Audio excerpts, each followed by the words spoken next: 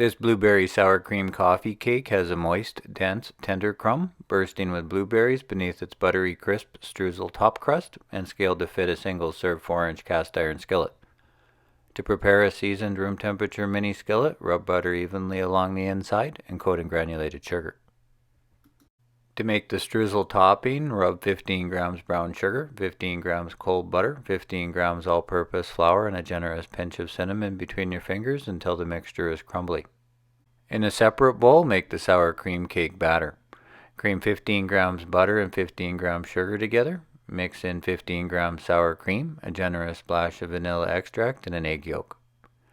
Add 25 grams flour, an eighth of a teaspoon of baking powder, and a pinch of salt, stirring just until a thick batter forms. Then spread the batter on the bottom of the prepared skillet and press a layer of fresh blueberries into it, about 35 grams.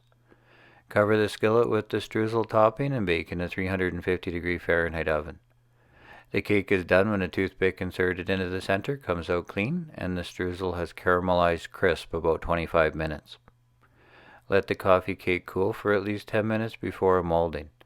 Serve at room temperature or slightly warm with a scoop of ice cream.